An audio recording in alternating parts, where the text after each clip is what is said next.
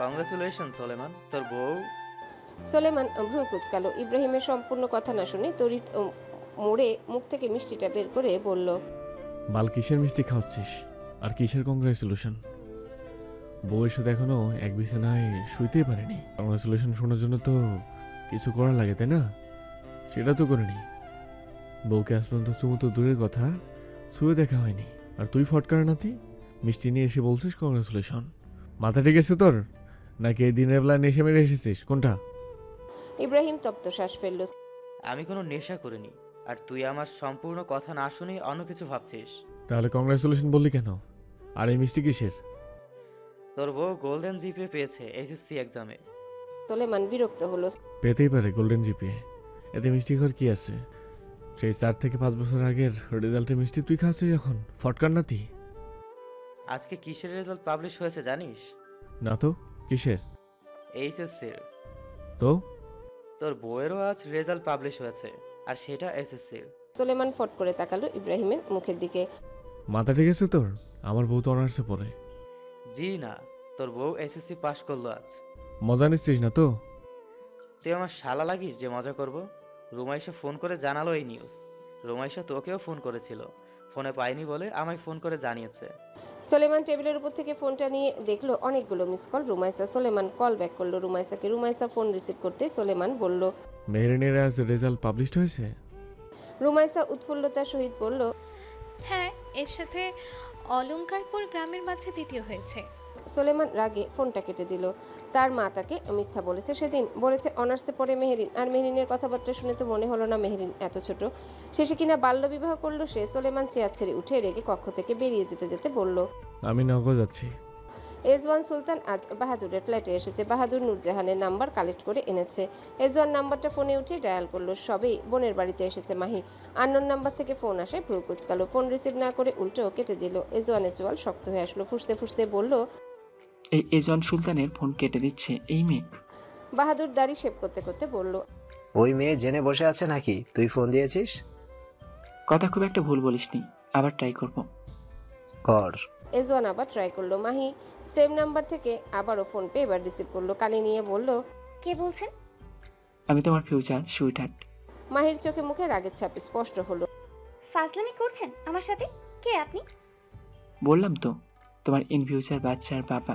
মাহি চোয়াল শক্ত করে বলল, থাপড়িয়ে একদম বাপের নাম ভুলিয়ে দেব।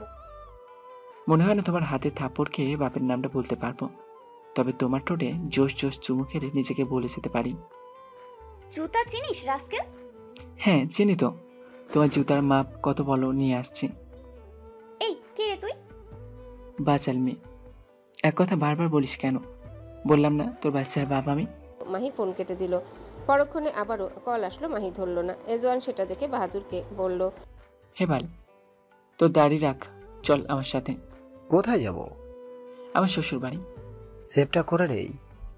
করা লাগবে না, ড্রোনটা সাথে নিয়ে চল। ড্রোন দিয়ে আবার কি হবে? আমি বাসরাত করব আর তুই ভিডিও করবি, সেজন্য নেব।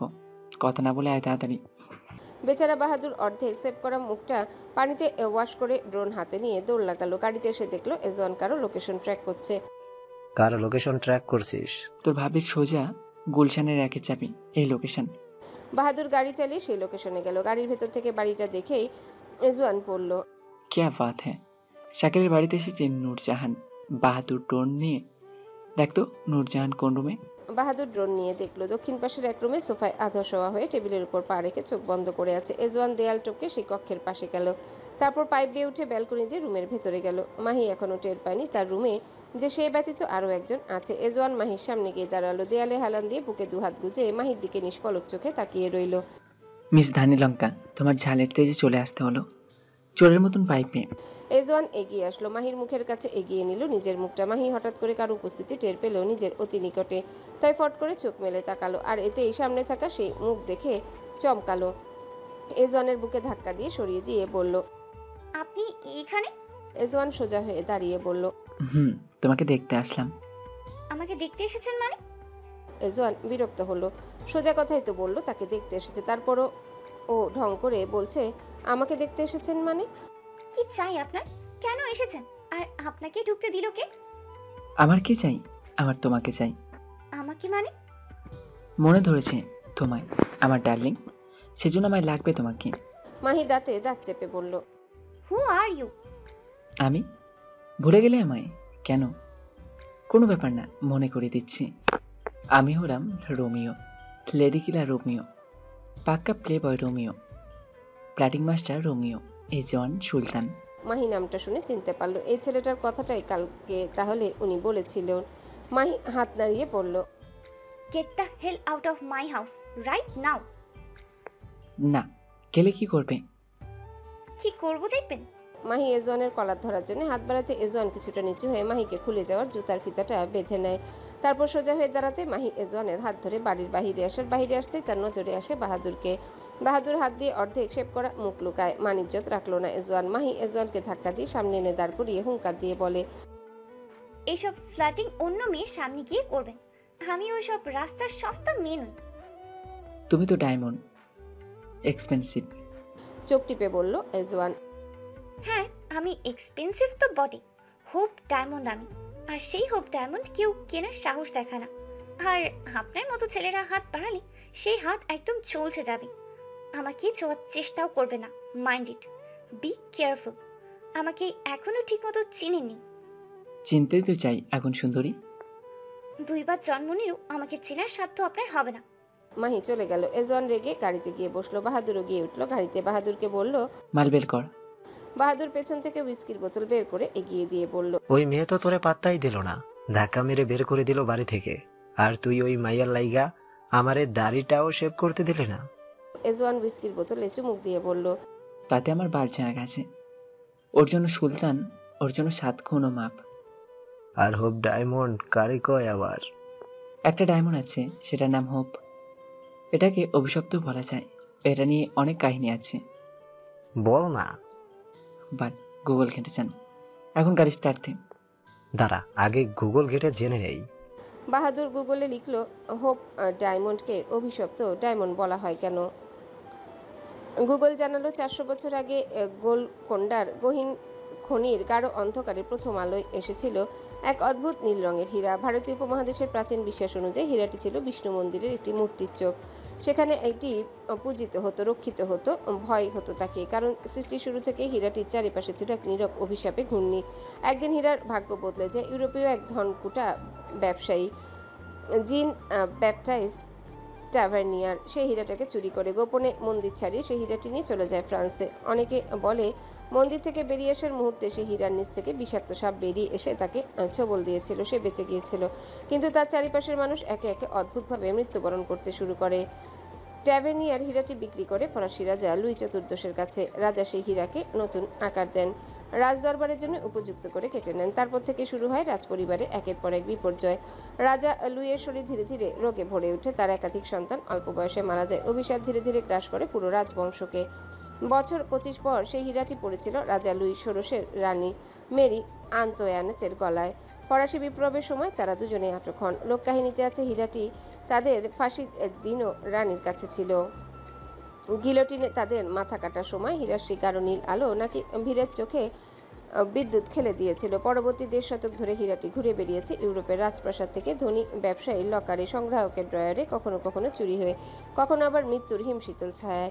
হেনরি ফিলিপ হোপ নামের এক ব্রিটিশ ধনীর হাতে পড়ে হীরাটি পায় তার বর্তমান নাম হোপ ডায়মন্ড। তবে আশার প্রতীক না হয়ে হীরাটি তার পরিবারে এনে দেয় দারিদ্র্য, আত্মহত্যা আর বিচ্ছিন্নতা। হেনরির নাতি অবসাদে আত্মহত্যা করে, তার স্ত্রী পাগল হয়ে যান। একসময় হীরাটি এক অভিনেত্রীর হাতে যায়। সেই অভিনেত্রী গাড়ি দুর্ঘটনায় মারা যান। এক প্রিন্স এটিকে কিনে তার স্ত্রীকে উপহার দেন। স্ত্রী কিছুদিন পর তাকে ছুরি দিয়ে হত্যা করেন। হীরাটি ক্রমশ রক্তের মতন রঙহীন শোক ছড়িয়ে দিতে থাকে। শেষে আসে হ্যারি উইনস্টন। তিনি হীরাটিকে সংগ্রহ করলেও বেশি দিন রাখেননি। এক সকালে একটি সাধারণ কাগজের খামে ভরে তিনি এটি পাঠিয়ে দেন স্মিথসোনিয়ান জাদুঘরে। তিনি বলেন, মানুষ যদি জিনিসকে ভালোবাসে তবে তার মুক্তি দিতেও শিখতে হয়। এরপর থেকে হীরাটি আর ব্যক্তি মালিকানায় যায়নি। আজও স্মিথসোনিয়ানের একটি আলোর ঘূর্ণিতে সাজিয়ে রাখা আছে হোপ ডায়মন্ড। হাজার হাজার মানুষ প্রতিদিন এসে তার সৌন্দর্যে মুগ্ধ হয়, ছবি তুলে হাসে। বিকেলের দিকে মোতালেব ভুঁইয়া ফল মিষ্টি নিয়ে আসেন মেয়ে শ্বশুর বাড়ি। আফিয়া সুলতান মোতালেব ভুঁইয়ার আপ্যায়ন করেন। মোতালেব ভুঁইয়া আর্জি জানায় মেয়েকে নিয়ে যাওয়ার। আফিয়া সুলতানা মানা করেননি। মোতালেব ভুঁইয়া সন্ধ্যার আগ দিয়ে মেয়েকে নিয়ে বাড়িতে আসেন। কারণ আকাশের অবস্থা ভালো না, যে কোনো মুহূর্তে বৃষ্টি আসতে পারে। উর্মি খবর পেয়েছে মেহেরিন এসেছে আর শুনেই ছুটে এসেছে মেহেরিনদের বাসায়। মেহেরিন ভেবেছিল উর্মি বোধহয় রাগ করে বসে থাকবে, কিন্তু উর্মি এসে জড়িয়ে ধরে বলেছে, কংগ্রেচুলেশন মিহু, তুই আমাদের গ্রামের ভেতরে দ্বিতীয় হয়েছিস। আমি অনেক খুশি মিহু। মেহেরিন উর্মিকে নিজের থেকে নিয়ে ছাড়িয়ে বলল, আর তোর রেজাল্ট? ভালোই এসেছে, 4.92, একটুর জন্য আসেনি প্লাস। মেহেরিন গালে হাত রাখলো উর্মির। খুব কেঁদেছিস তাই না? উর্মির চোখ দিয়ে জল পড়লো। খুব চেয়েছিল আটকে রাখতে, কিন্তু মেহেরিনের কথা শুনে আর আটকে রাখতে পারলো না। ব্যাপার না, আল্লাহ যা করে ভালোর জন্যই তো করে। কিছু খাসনি তাই না? দাঁড়া বসে এখানে, আমি কিছু নিয়ে আসছি। কথাটা বলেই মেহেরিন মিষ্টি আনতে গেল। উর্মি মিষ্টিটা খেলো, কিন্তু পানি খাওয়ার সময় গ্লাসটা হাত ফসকে নিচে পড়ে গেল। মেহেরিন বলল, কোনো ব্যাপার না, পানি নিয়ে আসছি। উর্মি বাধা দিয়ে বলল, জানিস না, বাসায় গিয়ে খেয়ে নিবনি। এখন উঠি, পানিটা মুছে নিস। উর্মি চলে গেল। মেহেরিন দরজা আটকে প্লেট গ্লাস রাখতে গেল, আর মনে থাকলো না পানিটা মোছার।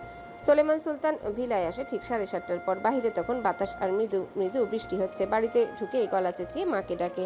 আকস্মিক ছেলের গলা শুনে আফিয়া সুলতান হতবিহ্বল হলো। তার ছেলে এসেছে। রুম থেকে বেরিয়ে আসলো, দেখলো সাদা পাঞ্জাবি পরিহিত তার ছেলে দাঁড়িয়ে আছে। এগিয়ে আসতে সোলেমান জিজ্ঞাসা করলো, মেহেরিন কোথায় মা? ছেলের গলায় রাগের আভাস পেয়ে চমকালো আফিয়া সুলতান। কি হয়েছে, এমন রেগে আছিস কেন? তুমি আমাকে মিথ্যে কেন বলেছিলে যে মেহেরিন অনার্স পাস করেছে? ওই মেয়ে তো সবে এসএসসি পাস করলো। আফিয়া সুলতান বুঝলো কেন তার ছেলে এত রেগে। রুমাইসা খবর দিয়েছে নিশ্চয়ই। যদি বলতাম এসএসসি পাস, তাহলে বিয়ে করতি। তাই বলে মিথ্যে বলবে? মেহেরিন কোথায়? ওর বাবা এসেছিল, সন্ধ্যার আগেই নিয়ে গেছে। সোলেমান উল্টো ঘুরে চলে যেতে নিলে আফিয়া সুলতান ডেকে বলে, কোথায় যাচ্ছিস? সোলেমান রেগে বলল, বউ তালাক দিতে। সুলেমান, বাড়াবাড়ি কিন্তু করবি না। সোলেমান জবাব দিল না। সেই ঝড়ের বাতাসের মাঝে গাড়ি চালিয়ে অলঙ্কারপুর গ্রামে আসলো। গাড়ি মেহেরিনদের বাড়ির গেটে রেখে উঠোন দিয়ে হেঁটে যেতে বৃষ্টিতে ভিজে গেল। ঝড় আসায় কারেন্ট চলে গেছে। হারিকেন জ্বালিয়ে মায়ের কোলে মাথা রেখে শুয়ে আছে মেহেরিন।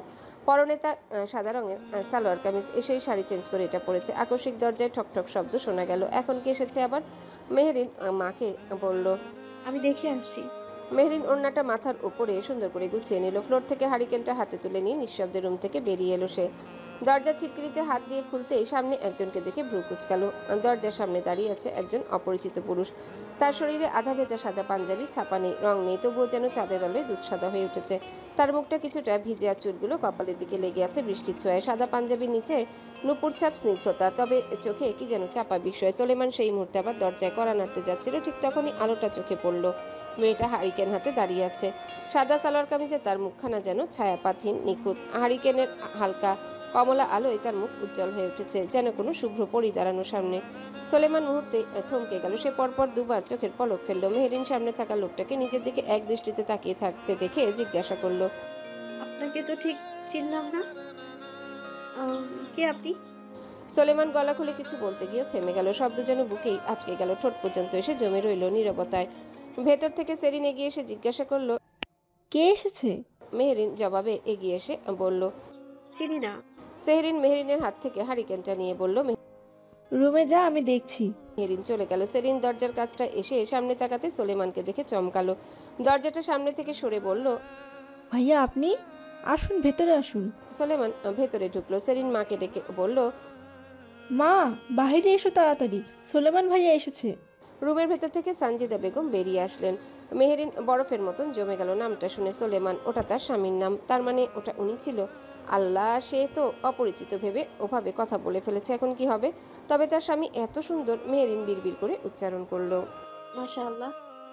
মেহেরিনের রুমে ভেজা শরীরে বসে আছে সোলেমান। সানজিদা বেগম স্বামীকে তাড়াতাড়ি বাড়ি ফিরতে বলেছে ফোন করে। তার মেয়ে জামা এসেছে বলে পুরো বাড়ি এখনো বিদ্যুৎবিহীন। মেহেরিনের রুমে একটা হারিকেন আর দুটো মোমবাতি জ্বালানো আছে টেবিলের উপর। জানালা দিয়ে ফুলের ঘ্রাণ আসছে। সোলেমান ঘ্রাণ নাকে আসতে বুঝতে পারলো এটা বেলি ফুলের ঘ্রাণ। সোলেমান এবার পুরো রুমে চোখ বুলালো। খুবই সাধারণ রুমের সাজ, বেশ পরিপাটি। রুমে আসবাব বলতে আছে একটা খাট, ড্রেসিং টেবিল, ওয়ার্ড্রপ, পড়া টেবিল আর একটা চেয়ার, ব্যাস। পড়ার টেবিল জুড়ে একাডেমিক, নন একাডেমিক বই দিয়ে ভরা। সোলেমান এগিয়ে গেল টেবিলের দিকে। বেশিরভাগই হুমায়ুন আহমেদের বই, আর বিভূতিভূষণ ও মানিক বন্দ্যোপাধ্যায়ের বই আছে কিছু। বই পড়ুয়া এই মেয়ে, সেজন্য ফোনে এত ম্যাচিউর কথা শুনেছিল।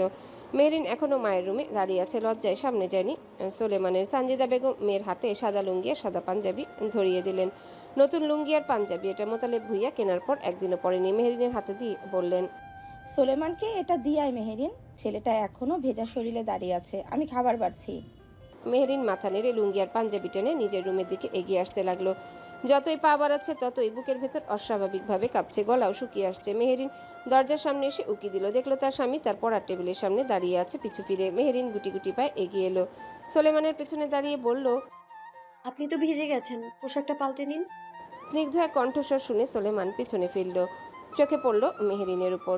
মাথা নিচু করে পাঞ্জাবি লুঙ্গি ধরে রাখা হাতটা বাড়িয়ে দিয়েছে। এই মেয়েটাই তো তখন দেখলো দরজার সামনে। এই মেয়েটাকেই তো তখন দেখলো দরজার সামনে। কে এই মেয়ে? যেই হোক তাতে সোলেমানের কি? সে এসেছে বউকে দেখতে, সে কোনো পিচ্চি মেয়ের সাথে সংসার করবে না।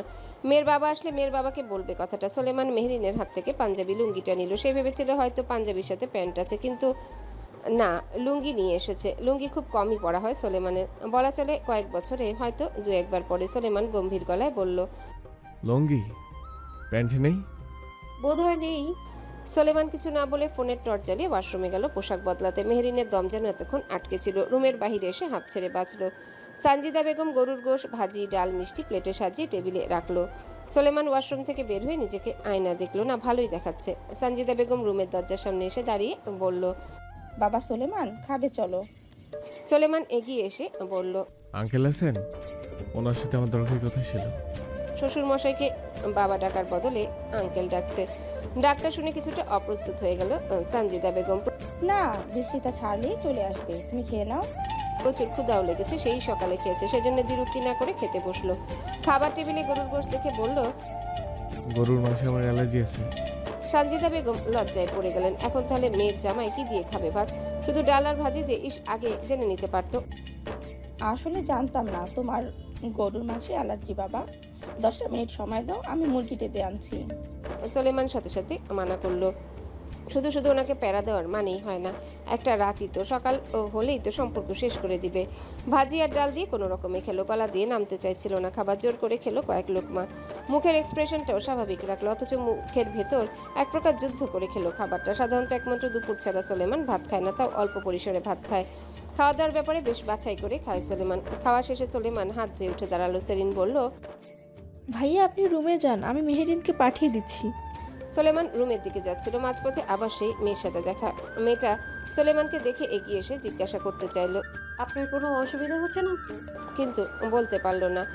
এগিয়ে আসতে ফ্লোরে পড়ে থাকা পানিতে পা পিছলে পড়ে যেতে নিলে সোলেমান হাত বাড়িয়ে মেহেরিনের হাত ধরে ফেলে। পড়তে পড়তেও মেহেরিন বেঁচে যায়।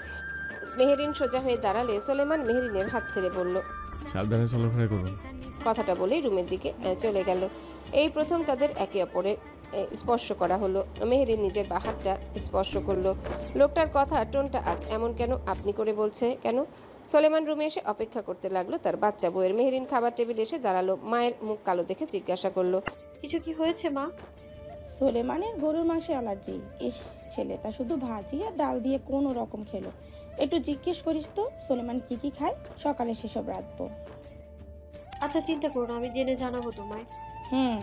এখন রুমে যা সোলেমানের কাছে।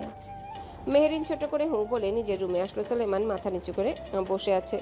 মেহেরিন দরজাটা লাগাতে গিয়ে শব্দ হলো। সোলেমান মাথা উঁচু করে তাকালো। অপরিচিত এক মেয়েকে দরজা লাগাতে থেকে বসা থেকে উঠে দাঁড়িয়ে বলল, আশ্চর্য, আপনি দরজা কেন লাগাচ্ছেন? কে আপনি? দেখেননি আপনি আমি রুমের ভিতরে আছি? দরজা খুলুন তাড়াতাড়ি। বাড়ির লোকজন কী ভাববে জানেন সেটা? আর আমার লেদা বাচ্চা বউ কোথায়? ডেকে আনুন তাকে। আসার পর একবারের জন্য তার সাথে আমার সাক্ষাৎ হয়নি, তাকে ডাকুন, তার সাথে কথা আছে আমার। মেহেরিন স্তব্ধ, হতবিহ্বল হয়ে গেল স্বামীর মুখে এমন কথা শুনে। দরজার সামনে দাঁড়িয়ে নিজের দুহাত কসলাতে কসলাতে বলল, আমাকে আপনি চিনতে পারছেন না? কে আপনি? আপনাকে চিনি কি করবো আমি? আমি মেহেরিন। কথাটা কানে আসতে সোলেমান কুচকে থাকা কপাল আরো কুচকালো। মজা করছেন আমার সাথে? আপনি মেহেরিনের বোনটোন হবেন হয়তো। দেখুন মজার মুডে নেই আমি, প্লিজ আপনার বোনকে পাঠিয়ে দিন রুমে। মজা কেন করব? আমি মেহেরিন। আপনি চিনছেন না কেন আমায়? আপনি কি করে মেহেরিন হতে পারেন? আমার বিয়ে তো অন্য মেয়ের সাথে হয়েছে। দেখি সরুন তো, রুমের দরজা খুলতে দিন। সোলেমান দরজা খুলে বাইরে আসলো। সেরিন বসার ঘরে ছিল। সোলেমানকে বের হতে দেখে বলল, ভাইয়া কিছু লাগবে? সোলেমান সোজা সাপটা উত্তর দিল, আপনার বোনকে লাগবে আমার। আপনার বোন কোথায়? মেহেরিন রুম থেকে বেরিয়ে আসলো। সেরিন একবার মেহেরিনের দিকে তো একবার সোলেমানের দিকে তাকাচ্ছে না। তার বোন তো কালো না যে আধারে সোলেমান দেখতে পারবে না। তার বোন তো চাঁদের মতন উজ্জ্বল করছে, তারপরে সোলেমানের নজরে পড়ছে না। ভাইয়া মেহেরিন তো আপনার পাশেই।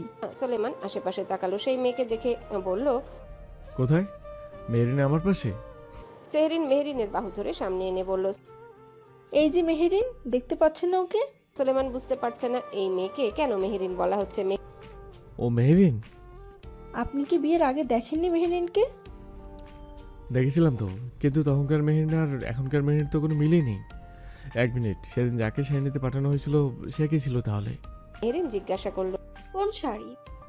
বিয়ের শাড়ি। সেরিন বলল, ওটা তো উর্মি ছিল ভাইয়া, মেহেরিনের বান্ধবী। সোলেমান যে এমন সিচুয়েশনে পড়বে তা কল্পনাও করতে পারেনি। এতদিন ধরে যাকে বউ ভেবে এসেছে সেটা বউয়ের বান্ধবী ছিল। কেন সেদিন বউয়ের ছবি দেখলো না? ঢং করে বলেছিল দেখা লাগবে না। সেদিন দেখলে তার আজকে এমন বাজে সিচুয়েশনে পড়তে হতো না। কি লজ্জার বিষয়, স্বামী তার বউকে চিনতে পারে না। সোলেমান চুপচাপ রুমে ঢুকে পড়ল। তার মুখে কোনো শব্দ নেই, মনে যেন শত শব্দের কোলাহল। মেহেরিন সেরিনকে দেখছি বলে রুমে আসলো। ভাগ্যিস সানজিদা বেগম তার রুমের ভেতরে ছিল। সোলেমান রুমাইসাকে হোয়াটসঅ্যাপে নক দিল, মেসেজ দিয়ে বলল, মেরিনের ছবি থাকলে একটা পিক পাঠাতো। রুমাইসা ভাইয়ের মেসেজ পেয়ে মেহেরিনের সাথে তোলা বিয়ের ছবি আর বাড়িতে তোলা ছবি দুটো পাঠালো। সোলেমান দেখলো কত বড় বেকুব সে, কত বড় বেকুবের বেকুব সে। রাজনীতির মাঠে কখনো ঘোল না খেলেও বউকে নিয়ে ঠিকই ঘোল খেয়ে নিল। মেহেরিন এগিয়ে আসতে সোলেমান দম নিয়ে বলল, I am extremely sorry for everything. আসলে এতদিন ধরে তোমার বান্ধবীকে I am really very sorry. মেহেরিনের অনুভূতিটা বলে বোঝানোর মতন না। প্রথম দেখাতেই স্বামীর মুখে শুনতে হচ্ছে তার প্রাণপ্রিয় বান্ধবীকে তার স্বামী বউ ভেবে এসেছে। ঘটনাটা অ্যাক্সিডেন্টলি হলেও এর প্রভাবটা মারাত্মক লাগলো মেহেরিনের। এক বুক বিষাদ নিয়েও মেহেরিন স্মিত হেসে বলল, জি, বুঝতে পেরেছি। সোলেমানের মনে হলো মেহেরিন সহজভাবে নেয়নি বিষয়টা, সেই জন্য মেহেরিনের হাত ধরে বিছানার উপর বসিয়ে বলল, জানি বিষয়টা সহজভাবে নাওনি, আমি বলছিও না সহজভাবে নিতে। আসলে সেদিন তোমার আম্মু বলছিল মেরিনকে পাঠিয়েছি, তো আমি ভেবেছি ওটা তাহলে মেরিন। এখানে আমার নিজেরও তো কোনো ভুল দেখছি না আমি। মেহেরিন চুপচাপ শুনলো কথাগুলো। সোলেমান তাকিয়ে আছে মেহেরিনের মুখের দিকে। সে তো এসেছিল বউ তালাক দিতে, কিন্তু এখন তো দেখছে বউ ই তো পাল্টে গেছে তার। কিভাবে যেন মনের ডিকশনারি থেকে তালাক নাম একটা শব্দ মুছে গেল। ক্ষণিকের জন্য নাকি পার্মানেন্ট, সেটা মনে করার প্রয়োজন বোধ করলো না। তোমার বয়স কত? মেহেরিন ভাবনায় ছিল, তাই কথাটা মস্তিষ্ক অবধি পৌঁছায়নি। সেজন্য জিজ্ঞাসা করলো, জি, তোমার বয়স কত? 17 বছর। আমি তোমার থেকে কত বছরের বড় জানো? হুম, কত বলো? 15 বছরের। তাহলে ভাবতে পারছো তুমি আমার থেকে কত ছোট? তুমি নিতান্ত একটা ছোট পিচ্চি বাচ্চা মেয়ে মেহেরিন। তোমার বাবা তোমাকে বিয়ে দিল কেন? তোমার এখন পড়াশোনার বয়স, বাড়তি উড়ন্ত বয়স। উড়তে না দিয়ে তোমাকে বিয়ে দিয়ে শিকলে বেঁধে দিল। যদি বিয়ের আগে জানতাম আমি বাল্যবিবাহ করতে যাচ্ছি তাহলে তো। তাহলে কি বিয়েটা করতেন না? ঠিক বলেছো, একদমই বিয়েটা করতাম না। আজ জানলাম আমি একটা পিচ্চি লাদা বাচ্চাকে বিয়ে করেছি। ঠিক সময় বিয়ে করলে তোমার মতো একটা বাচ্চা থাকতো আমার। মেহেরিনের মুখটা চুপসে গেল বাচ্চা লেদা শব্দগুলো শুনে। তার কাছে তো বয়স ডাজেন্ট ম্যাটার, আর উনি কথায় কথায় সেই কথাগুলোই বলছে। বিয়েটা তো হয়েই গেছে, এখন তাহলে কি করতে চাচ্ছেন? সোলেমান ভেবে বলল, আজ একটা জিনিস ভেবে এসেছিলাম বুঝলে তো, কিন্তু মনে হচ্ছে এখন সেটা কার্যকর হবে না, তাই সেটা আপাতত ভাবছি না আর। কিন্তু অন্য কথা ভাবছি। কি কথা? পড়াশোনা করার ইচ্ছা আছে? জি। কলেজে ভর্তি করে দেওয়া হবে, মন দিয়ে পড়াশোনা করবে। তারপর দেখছি কি করা যায় তোমার সাথে। নিজেকে দিয়ে একটা কথা ভীষণ মানলাম, বুঝলেন মেহেরিন? কি সেটা? যতদিন শুনেছি বুড়ো বয়সে বিয়ে করলে কচি সুন্দরী মেয়ে কপালে জুটে। দেখো আমাকে দিয়ে সেটার আজ প্রমাণ পেলাম। আমি এক বুড়ো বেটা পেলাম কচি বাচ্চা বউ। স্যার কি কপাল আমার! লোকে বলবে আমি এমপি হয়ে বাচ্চা একটাকে বিয়ে করেছি। বিয়ে তো করেছেন, অপরাধ তো আর করেননি। আমার কাছে এটাই অপরাধ। আমি সবাইকে জ্ঞান দিয়ে বলি, ভালোভাবে যেখানে দেখবে সেখানে রুখে দেবে। তাহলে ভাবতে পারছো কত বড় বেমনি করেছি আমি। আমি আশ্চর্য হচ্ছি আমার বিয়েতে কেউ রুখে দিল না কেন। এখন আর এসব বলে কি হবে, আমি তো মেনেই নিয়েছি। কিন্তু আমি মানতে পারছি না বুঝলে। আমার একটা সামাজিক অবস্থান আছে। ঢাকায় কারো কানে গেলে এসব এটা নিয়ে নিউজ হবে, আর আমি টোটালি চাই না এসব। কাল সকালে আমি ঢাকা ব্যাগ যাব। তুমি এখানে থাকতে পারো আর ও বাড়িতে থাকতে পারো, তোমার ইচ্ছে। কালই চলে যাবেন? জি কালেই। বাচ্চা বউর সাথে সংসার করার ইচ্ছে নেই। তুমি পড়াশোনা করে বড় হও আগে, তারপর। কত বড় হতে হবে? তুমি এখন আমার হাত বরাবর কাঁধ বরাবর হও আগে। মনে হয় না আর লম্বা হব। তাহলে শোনো মেয়ে, তোমাকে আমি স্বাধীনতা দেব। তোমার উড়ন্ত বয়স, কদিন গেলে মনে হবে তুমি আমার সাথে আর থাকতে পারবে না। এই বয়সে আজ একে তো কাল আরেকজনকে পছন্দ হয়ে যায়। প্রেম করার বয়সে তোমার বাপ তোমাকে বিয়ে দিয়ে বসে আছে। শোনো, একদম ভয় পাবা না। এই বয়সে যদি তোমার প্রেম আসে, সেটা অস্বাভাবিক কিছু না। এটা তোমার বয়সের অধিকার। তোমার যদি কখনো কাউকে পছন্দ হয়, নির্দ্বিধায় বলবে। আমি নিজ দায়িত্বে তোমার বিয়ে দিয়ে দেবো তার সাথে। মেহেরিন বাকরুদ্ধ হয়ে গেল স্বামীর মুখে এহেন কথা শুনে। কি বলছে সে? নিজের বউয়ের আবারও বিয়ে দিবে? এই স্বাধীনতা তো মেহেরিন চায়নি। কান্না পেয়ে গেল মেহেরিনের। সোলেমান ফোনের দিকে তাকিয়ে দেখলো তার চাচা ফোন করেছে। ফোনটা কেটে বলল, ঘুমাবে তো? হুম। ঘুমাও। সোলেমান বসা থেকে উঠে দাঁড়ালো। মেহেরিন সেটা দেখে বলল, আপনি কোথায় যাচ্ছেন? আমি একটু আসছি। সোলেমান ব্যালকনিতে চলে আসলো। চাচাকে কল ব্যাক করলো। ওপাশ থেকে বাশার সুলতান বললেন, কত দূর? ব্যবস্থা হবে তো? ঢাকায় ফিরে জানাচ্ছি। সোলেমান ফোনটা কেটে দিয়ে ধীর পায়ে রুমে ঢুকলো। ভিতরে আসতে চোখ গেল বিছানার দিকে। মেহেরিন ঘুমিয়ে পড়েছে। সাদামাটা এক পজিশনে শরীরটা গুটিয়ে রেখেছে। আলো আধারির এই ঘরে মেয়েটাকে এক অদ্ভুত শান্ত নরম ছায়ার মতো লাগছে। প্রথম দেখা এক প্রকার মুগ্ধ হলেও তা গুরুত্ব দেয়নি খুব একটা। কিন্তু অস্বীকার করার উপায় নেই, মেয়েটি সত্যিই সুন্দর, ভীষণভাবে সুন্দর। তবে তার চেয়েও যেটা সোলেমানকে ভাবায় তা হলো নিজের ভেতরে দ্বন্দ্ব। মনের কোণে এখনো একরকম শূন্যতা, এক ধরনের অনাগ্রহ জমে আছে সংসার নিয়ে, সম্পর্ক নিয়ে। মেহেরিন এখনো কিশোরী মনের অধিকারিণী। বয়সে টিনেজ পার করছে ঠিকই, কিন্তু আবেগ আর বাস্তবতার ভারসাম্য গড়ার বয়স এটা নয়। আজ সে আবেগে ডুবে সোলেমানের পাশে থাকতে চাইছে, কিন্তু কদিন পর, হয়তো কয়েক মাস বা বছর পর, যখন বাস্তব জীবনের রূঢ়তা তাকে ছুঁয়ে যাবে, তখন তার বিবেক প্রশ্ন তুলবে। তখন মেহরিন মনে হবে সে ভুল করেছে। মেয়েটা এখনও বাচ্চা এবং সে তার মতো একজন মানুষের সাথে সংসার করার অধিকার রাখে। বছর গেলে সোলেমানের বয়স আরও বাড়বে। তখন মেহরিন যৌবনে পদার্পণ করবে। তার চাহিদা আকাঙ্ক্ষা বাড়বে। মেহরিনে এখন একজন পূর্ণবয়স্ক মানুষের সঙ্গে জীবন কাটানোর মতো মানসিক পরিপক্কতায় পৌঁছায়নি। সোলেমান এসে পাশে শুয়ে পড়লো উল্টো দিক ফিরে। মেহরিন তাকালো। সোলেমান বুঝলো মেহরিন জেগে আছে আর তাকিয়েও আছে তার দিকে। সেজন্য না ঘুরে বলল, না ঘুমিয়ে জেগে থাকার কোনো মানে হয় না। আমি তো সময় দিচ্ছি তোমায়, ইন্টার পাস করো আগে। এখন সংসার করার জন্য অনুপযোগী তুমি। একটু পরিপক্ক হও, বাস্তবতা বুঝো। আমাকে সামলানোর মতো তোমার মতো বাচ্চা মেয়ের পক্ষে একেবারেই সম্ভবই না। আমি অপেক্ষা করব, পারলে আশা করি তুমিও পারবে। এদিকে আফিয়া সুলতান সানজিদা বেগমকে ফোন দিয়ে জিজ্ঞাসা করছেন, ভাবি সুলেমান গিয়ে কোনো বাড়াবাড়ি করেনি তো? সানজিদা বেগম বুঝলেন না কথাটার মানে। বাড়াবাড়ি কেন করবে? না তো ভাবি, সোলেমান তো মেহেরিনের সাথে রুমে আছে। আফিয়া সুলতান শান্তির শ্বাস ফেললেন। তার মানে এখনো হম্বিতম্বি করেনি তার ছেলে। আর কিছুক্ষণ কথাবার্তা বলে ফোন কেটে দিল। মোতালেব ভুইয়া 10টার পর আসলেন। ঝড় বৃষ্টি ছাড়লে এসে মেয়ের জামের সাথে দেখা করতে চাইলে দেখে ঘুমিয়ে গেছে তারা, তাই আর জাগায়নি। ইমন ফোনে কথা বলছে উর্মির সাথে। বোনের ক্লাস আসেনি। ইমন শুধু শুনলো বোনের বলা কথাগুলো। উর্মি বলছে, খুব চেষ্টা করেছিলাম ভাইয়া, হয়তো ত্রুটি থেকে গিয়েছিল চেষ্টায়, সেজন্য পাইনি। জানো, মিহু এলাকার মধ্যে দ্বিতীয় হয়েছে। মেহরিনের রেজাল্ট শুনে ইমনের মুখে কিঞ্চিত হাসি ফুটলো, তবে প্রসারিত হলো না। বোনকে বুঝালো, প্লাসটাই জীবনের সব না উর্মে। কেউ জীবনে প্লাস পেয়েও শেষে শূন্য হয়, আর কেউ প্লাস না পেয়েও জীবনে পূর্ণ হয়। এখন কলেজের জন্য প্রিপারেশন নে। ভাইয়া আছে সবসময় তোর সাথে। আর মেহরিনকে আমার পক্ষ থেকে শুভেচ্ছা জানাস। মেয়েটা অনেক বড় স্বপ্ন, ডক্টর হবে। আল্লাহ যেন ওর মনের সকল ইচ্ছা পূরণ করুক। আমিও তাই চাই। আচ্ছা, খেয়েছিস রাতে? সন্ধ্যার সময় খেয়েছি। আচ্ছা, কোনো সমস্যা হচ্ছে না তো তোদের? না ভাইয়া। রাখছি তাহলে। কোনো কিছু দরকার হলে জানাবি আমায় তৎক্ষণাৎ। আচ্ছা। রাতটা কোনো রকমে পার করেই সকাল সকাল ঢাকায় ব্যাক করেছে সোলেমান। আসার পথে মেহরিনের সাথে খুব বেশি কথা বলেনি, শুধু বলেছে নিজের যত্ন নিতে। খাবার খেয়েছে। সানজিদা বেগম রুটি মুরগির মাংস রেঁধেছিলেন। মোতালেব ভুঁইয়া আরও 2 দিন থেকে যেতে বললেন। সে তো মেয়ের জামাইকে সেভাবে আপ্যায়ন করার সুযোগটাই পেল না। সোলেমান বলেছে আবার আসবে, আজ তাকে যেতেই হবে। মেহরিনের ভীষণ মন খারাপ হলো সোলেমানের চলে যাওয়ায়। মেহরিন তপ্ত শ্বাস ফেলল। কথাগুলো খুব একটা মন্দ বলেননি তিনি। মেহরিনকে পড়াশোনায় ফোকাস হতে হবে। ইন্টার লাইফটা হেলাফেলা করলে মেডিকেলে চান্স পাবে কি করে? সোলেমান ঢাকায় ফিরতে আগে দেখা হলো চাচার সাথে। তার চাচা ক্লাবের কক্ষে অপেক্ষা করছিল তার জন্য। সোলেমান গা এলিয়ে দিয়ে চেয়ার টেনে বসে বলল, কিছু বলবে নাকি? এটা কি করলি তুই? তোকে বলেছিলাম। সোলেমান গম্ভীর গলায় বলল, হবে না, অন্য কোথাও থেকে ব্যবস্থা করো। আর তা না পারলে ডাবল টাকা দিয়ে দাও সেই ক্ষতিপূরণের। মাথা ঠিক আছে তোর? কথা কিন্তু এটা ছিল না সুলেমান। কথা যেটাই থাকুক শুরুতে, এখন যেটা বলছি সেটাই ফাইনাল। না, শ্বশুর বাড়ি থেকে ফিরেছি, ডিস্টার্ব করো না। বউয়ের এজ এখনো মাথা থেকে বের হয়নি। বহুত কষ্টে নিজেকে সামলে এসেছি।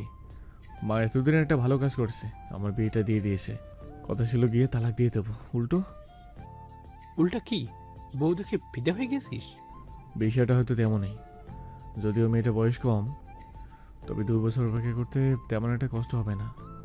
বাসার সুলতান বিরক্ত হলো। বউ পাগল হয়ে ফেললি শেষমেশ, বিয়েই তো করতে চাসনি। শেষ পর্যন্ত করেই ফেললাম, আর করেই তো ফেসে গেলাম। তালাকের কি হলো? আপাতত ভাবছি না এটা নিয়ে, যদি ভাবার প্রয়োজন হয় তাহলে আবারও ভাববো। যা আসছে হয় তাই কর, আমি গেলাম। এক দেখাতেই এত বউ পাগল হয়ে। সোলেমান গলা উঁচিয়ে বলল। নওয়াজ সুলেমান সুলতান ছাড়া আবার কে? বিকেলের দিকে এজওয়ান বাড়ি ফিরল। বাসা সুলতান সোফাতে বসে খবরের কাগজ পড়ছিলেন। ছেলের দিকে তাকালেন। সারাদিন টই টই করে এখানে ওখানে চলে যাও। বাবার সাথে লাস্ট কবে কথা বলেছে একদণ্ড বসে মনে নেই। বাসা সুলতান খবরের কাগজটা রেখে ছেলেকে ডেকে বলল। এজওয়ান, সারাদিন কই থাকিস তুই? ঘরে থাকতে পারিস না? এজওয়ান পিছু ফিরে বাবার দিকে তাকিয়ে বলল। ঘরে কি এমন আছে যেটার লোভে আমি ঘরে থাকবো? তো কি সারাদিন এইভাবে টই টই করে ঘুরবি? তোর বের হওয়ার কথা শুধু রাত্রে, তুই দিনেও বের হচ্ছিস। আমার পেছনে কেন লাগলে আজ? আমাকে আমার মতন থাকতে দাও। আমি নিজেকে নিজের মতো গুছিয়ে নিয়েছি। তোর ভাই শ্বশুর বাড়ি থেকে ফিরে পাল্টে গেছে। কেমন পাল্টে গেছে? বউ পাগল হয়ে গেছে। এতে তোমার হিংসা হওয়ার কারণ কি বুঝলাম না। বউ পাগল হবে না তো কি হবে? এখন আমাকেও বিয়ে দিয়ে দাও, বউ পাগল হয়ে যাই ভাইজানের মতো। তোমার একা লাগলে বলো, বাপ্পাটা তাহলে একই দিনে বিয়ে করে ফেলি, কি বলো? মেয়ে দেখবো তোমার জন্য, তাহলে আর সিঙ্গেলদের দেখে তোমার হিংসা করবে না। বাসা সুলতান রেগে গেলেন। হারামজাদা হতচ্ছাড়া বাপকে বিয়ে দিতে চাচ্ছিস তুই? পেটের শত্রু কোথাকার। ভুল বললে কথাটা, তোমার পেটে হইনি আমি, তোমার বউয়ের পেটে হয়েছিলাম। দিনটা ছিল শুক্রবার, জুলাই মাসের 3 তারিখ। সকালের ব্রেকফাস্ট করছে সুলতান নিবাসের লোকজন। সোলেমান একবার চাচার দিকে তাকালো। তার চাচার মুখটা কালো দেখে বলল। 28 দিন পর কোরবানির ঈদ, চাচা খেয়াল আছে সে কথা? বাসা সুলতান মুখ গোমরা করে খেতে খেতে বলল। আমার মনে হচ্ছে তোরই তো নেই মনে। সোলেমান কফির মগে চুমুক দিয়ে বলল। মনে না থাকলে বলছো কিভাবে? আর এমন পাঁচে মুখ করে কথা বলছো কেন? কোনো রসকস নেই কথায়? পাশ থেকে এজওয়ান টেবিল থেকে আপেল তুলে নিয়ে বলল। বাবার মুখে রস কিভাবে থাকবে ভাইজান? তার জীবনেই তো রস নেই, যৌবনকালে সব রস ফুরিয়ে গেছে। এখন তো বুড়ো হচ্ছে, তো দেখছো না দাড়ি চুল সাদা হয়ে গেছে। হ্যালো বন্ধুরা, পরবর্তী পার্ট খুব তাড়াতাড়ি আসবে, তো সবাই অপেক্ষায় থাকো। আর চ্যানেলটি যারা এখনো সাবস্ক্রাইব করোনি তারা পরবর্তী পার্ট দেখার জন্য চ্যানেলটি সাবস্ক্রাইব করে রেখো। ধন্যবাদ সবাইকে, আমাদের সাথেই থেকো।